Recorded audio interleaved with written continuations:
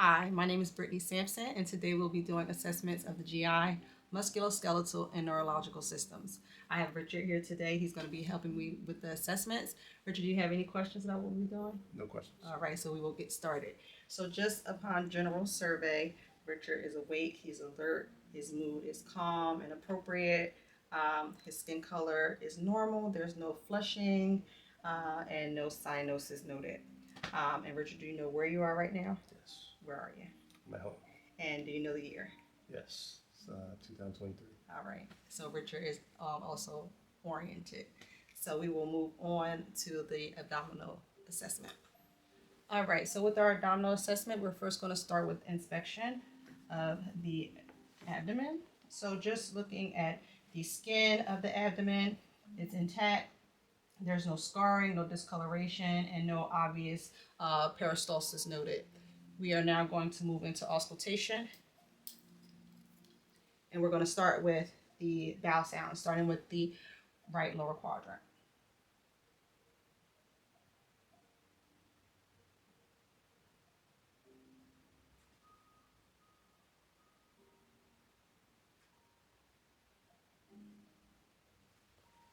Okay, so vowel sounds are present throughout all four quadrants. We are going to now auscultate the abdominal arteries for any bruits. We're going to start with the aorta.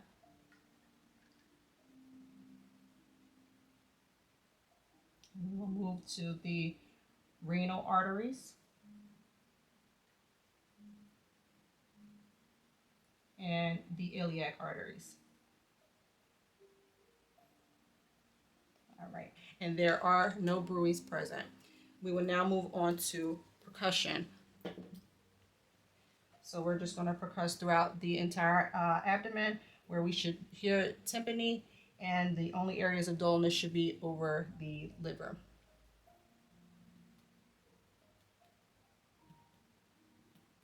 So you start to hear dullness. We'll come back and percuss over the liver shortly.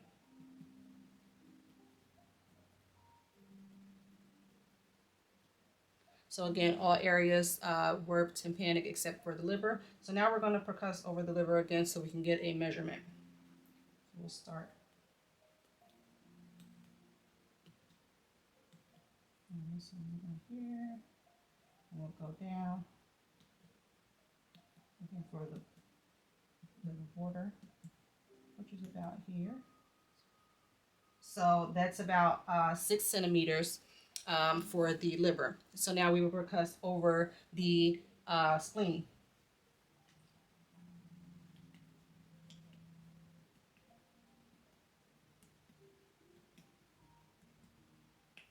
And for percussion of the spleen, there's only tympani heard. You can hear dullness if the spleen is enlarged, which in this case it is not. So we will now go to palpation of the abdomen.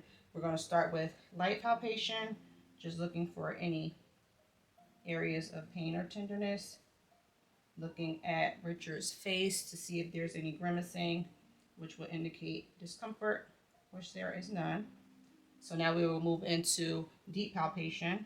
Again, still checking for areas of tenderness and pain, but also going deeper, checking for any masses or growths of any kind, which there are none felt. All right, so now we are going to palpate the abdominal aorta. But prior to doing so, we look for any pulsations of the aorta, which would indicate an abdominal aortic aneurysm. And palpating the aneurysm can lead to rupture, which we don't want. So there are no pulsations noted, so we'll go ahead and palpate.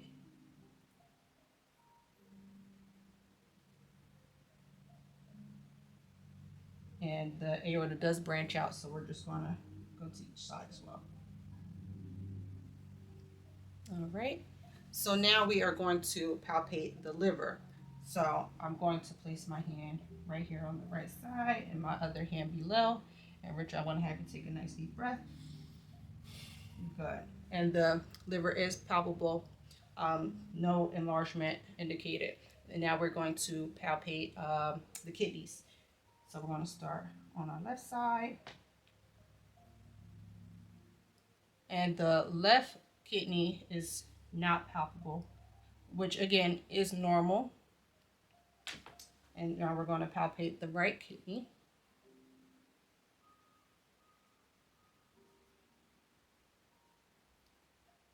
which is more palpable. It's firm.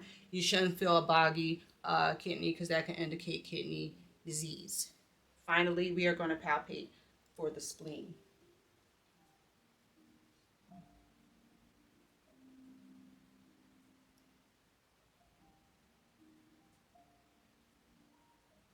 Which is non-palpable. Again, normal finding, unless the spleen is enlarged where you will be able to find it, you will find it palpable. Now we are going to move on to the musculoskeletal system. Okay, so now we're going to start with the musculoskeletal system, upper extremities first. So we are going to inspect the clavicles, shoulders, and scapula. So just upon inspection, the contour of the clavicles, shoulders, and scapula is symmetric on both sides. There's no skin discoloration. There's no swelling noted. So now we will palpate the joints, starting with the clavicle and working our way out to the shoulder. Checking the scapula. We'll work our way down towards the elbow. Also checking the elbow joint. We'll come over and do the same on the other side, checking the clavicle, checking the shoulder, down towards the elbow, and again back against the scapula. And there are no areas of tenderness, no inflammation, no pain or swelling of the joints noted. So we are now going to move on to range of motion, starting with range of motion of the neck. So I'm going to have you tilt your head forward, good, and backward, and then left and right. And then to check strength, I'm going to have you tilt your head towards my hand, good, and then towards my hand, good, and now push your head up and push your head away, good. So full range of motion and full strength, 5 out of 5. We are now going to check range of motion of the arms. So I'm going to have you raise your arms up and over behind your head and out and back behind your back. Very good. I'm going to have you extend your arms out in front of you and flex your elbow in and flex your elbow out.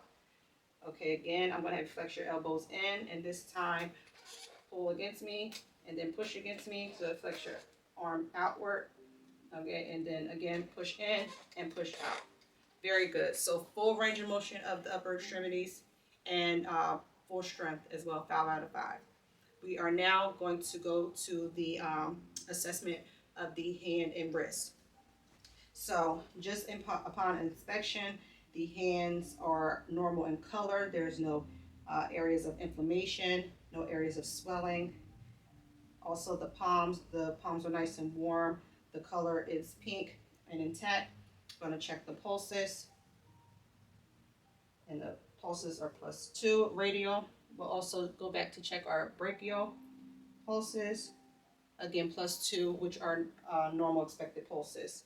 So now I'm going to palpate the hands and fingers, each joint, looking for any tenderness or pain, checking the snuff box, and again, checking the joints of each finger, checking the snuff box. There's no areas of pain or tenderness, no swelling to any of the joints of the wrists or the fingers. So now we're going to check range of motion of the hands. So I'm going to have you flex down, good, and then up and out and in, good. Now I'm going to have you push your hand up against mine, good, and push your hand down against mine, very good. Push your hand out, good, and then push your hand in, very good. So full range of motion of the wrist and full strength of the wrist as well. We were able to check abduction, adduction, flexion, and extension of all of our joints of the upper extremities. So now we are going to check our reflexes. So starting with tricep. All right, and then we're going to check bicep, All right, and then brachioradialis. Okay, and again, we're going to check the tricep reflex, bicep, and then brachioradialis. All right, so reflexes were a 2 plus on both upper extremities throughout, which is a normal expected finding. So now we are going to go back to a lying position to check the hips. So again, we're just going to palpate, checking for any areas of tenderness, of any inflammation or swelling, which there are none. Richard, is this uncomfortable for you at all? No. Good. All right, and I'm going to have you switch sides so we can check your opposite hip. And again, we're just checking the entire hip joint to check for any pain, inflammation, swelling, any edema of the hip, which there is none. That's great. So now I'm going to have you stand so we can check range of motion of your hips. All right, so now we're going to check range of motion of the hip joint. So I'm going to have you extend your leg forward and backward and side to side, and same forward and backward and side to side. And you can cross your feet one in front of the other, and the same on the other side. All right, so that was full range of motion of the hip joint. So now we are going to move into the lower extremities. So I will have you sit down.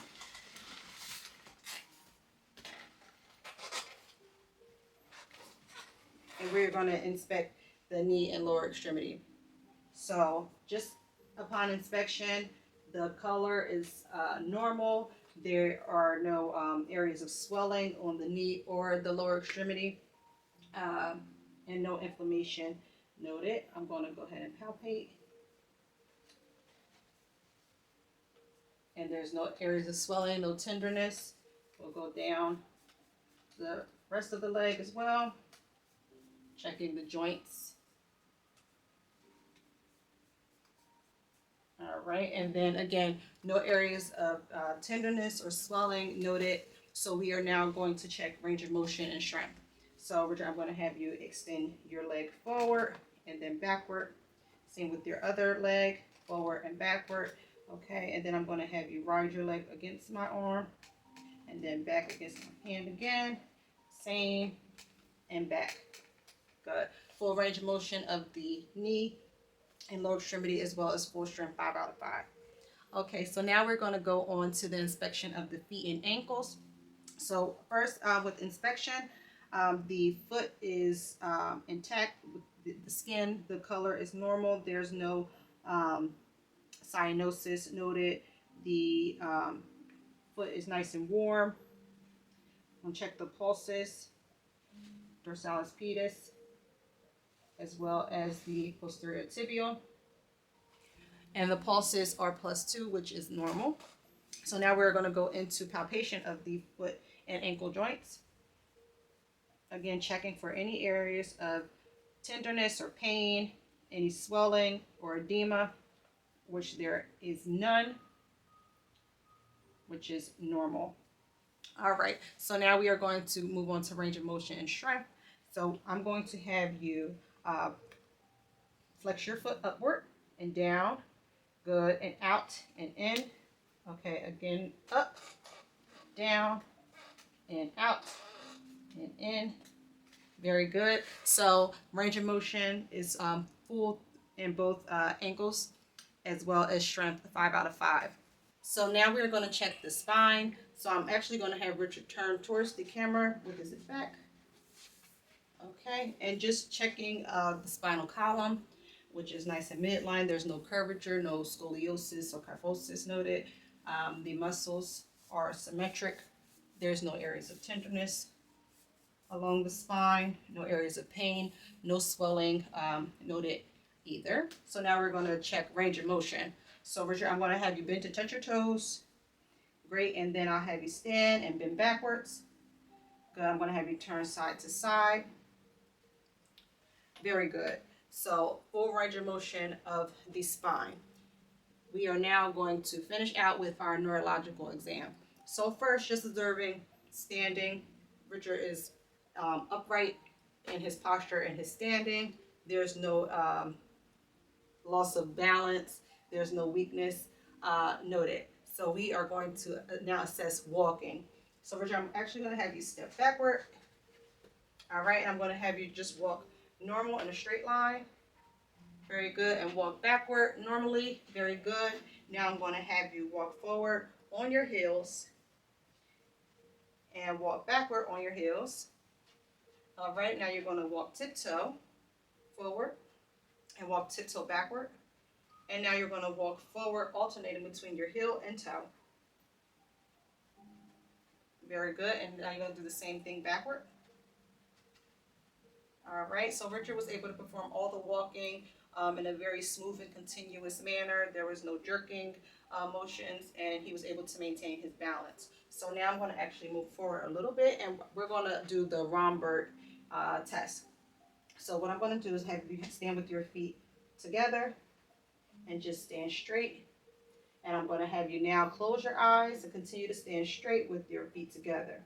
And with the Romberg's test, we are observing for any swaying motion, which would be abnormal, and it can indicate a neurological disorder such as MS. So no swaying is a negative test, which is normal. So now we are going to perform the pronator drip. So Richard, I'm going to have you extend your arms out in front of you with your palms up, and just keep your arms upright. Very good. And with the pronator drift, we are checking for any downward drift of the palms, which can be seen in a stroke, which again would be abnormal. So this is a positive finding. This is good. So now we are going to sit so we can do rapid alternating movements. So with rapid alternating movements, Richard, I'm going to have you place your hands on your thighs and then slap the back of your hand to your thigh, and then the palm of your hand to your thigh as quickly as possible. So you can start. Very good. So that was rapid alternating movements, which Richard was able to do in a smooth, continuous, quick manner, which is normal. So now we are going to do heel to shin. So I'm going to have you take the heel of one of your feet, and up and down, and then same on the other side, up and down. Very good, very smooth. He was able to keep his heel midline, which is normal, and it's a test for any ataxia in the legs. Okay, so now we're going to move on to exterioceptive sensation, which is light touch and superficial pain. So we are first going to have you close your eyes, and you tell me where and what side you're being touched with the cotton, okay? My right arm, left arm, left hand, right hand. Okay, so now we are going to move on to sharp and dull, okay? So you let me know where and if it's sharp and or dull, okay? Sharp on my right arm, dull on my right arm. Dull on my right arm, sharp on my left arm. Sharp on my left arm. Okay, and now we are going to move on to hot or cold. So continue to keep your eyes closed. I'll have you put your palms up and let me know if this is hot or cold. Cold. All right, and let me know if this is hot or cold. Hot. Okay. All right, and next we are going to do proprioception, which is first going to be the position sense. So keep your eyes closed and you let me know if your finger is up or down. Up. Down. Down. Up. All right, and we're going to do the same with your foot. Let me know if your toe is up or down. Up. Down. Down. Up. Okay, we're going to check vibratory sense. So keep your eyes closed. You let me know if you feel the vibration and let me know when it stops, okay? Mm-hmm. Yes. Let me know when it stops. Keep your eyes closed. Stop. Okay. Yes. And let me know when it stops. Stop. Okay. And again, we're going to check the vibratory sense also on your hands. Okay, so let me know when. Yes. Stop. Okay, and Yes. Stop. okay. All right, and now we are going to go on to cortical sensation. So this is, again, eyes closed, and we are going to do stereognosis. So you let me know what item you have in your hand. So palms up, and you can close your hand. A key. Okay, A coin. very good. Now I'm going to do Grasthesia, and you let me know what letter I'm drawing in your hand, okay? Mm-hmm. D. Okay, and now let me know what number. 2. Okay, very good. So next we are going to do 2-point discrimination. So again, you're going to keep your eyes closed. You let me know if you feel 1 or 2 points. 1. 2. 1. 2. Okay. And then last, we are going to do extinction. So again, you're going to keep your eyes closed. You let me know if you feel both or one of my hands and where I'm touching you, okay? Mm-hmm. Both hands touching my wrist. Okay, and now let me know if I'm touching both or one and where, okay? Mm-hmm. 1 touching my wrist on my right hand. All right, and that concludes our assessment. Thank you.